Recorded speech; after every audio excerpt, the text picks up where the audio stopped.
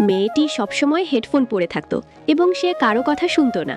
ক্লাসের বাকি মেয়েরা তাকে নিয়ে ঠাট্টা তামাশা করত। একদিন তারা জানতো কি ঘটছে, তাকে উত্ত্যক্ত করছিল। তখন তার হাত থেকে জল ছিটকে গিয়ে এক ধনী মেয়ের গায়ের ওপর পড়ল।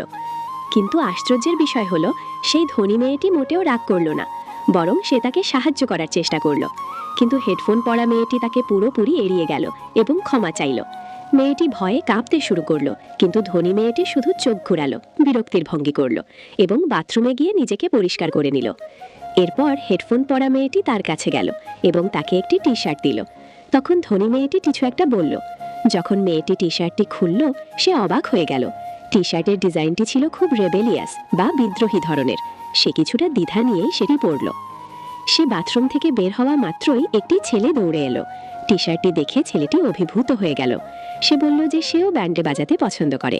সে সেখানে দাঁড়িয়ে ধনী মেয়েটির সাথে কথা বলতে লাগলো। ছেলেটি অনেক কিছু বলছিল, যা ধনী মেয়েটি শুনছিল, কিন্তু ছেলেটি জানতো না আসল রহস্য কি। হেডফোন পরা মেয়েটি দূর থেকে দাঁড়িয়ে সব দেখছিল এবং সে ভাঙা মন নিয়ে সেখান থেকে চলে গেল। আসলে সে ওই ছেলেটিকে ভালোবাসতো। সে জানতো যে ছেলেটি এই ডিজাইনের শার্ট পছন্দ করবে, কিন্তু ভুলবশত ধনী মেয়েটিকে সেই টি শার্টটি পরতে হয়েছিল।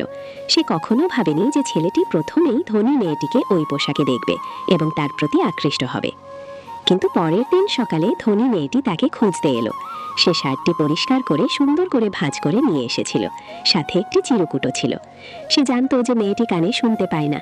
সে জানতে চাইল মেয়েটি তার হেডফোনে সবসময় কি শোনে। মেয়েটি তাকে একটি হেডফোন দিল। ধনী মেয়েটি বুঝতে পারল যে সে আসলে গানের সুর বা ছন্দ অনুভব করার চেষ্টা করছিল। তারা দুজনেই খাতায় লিখে একে অপরের সাথে কথা বলছিল।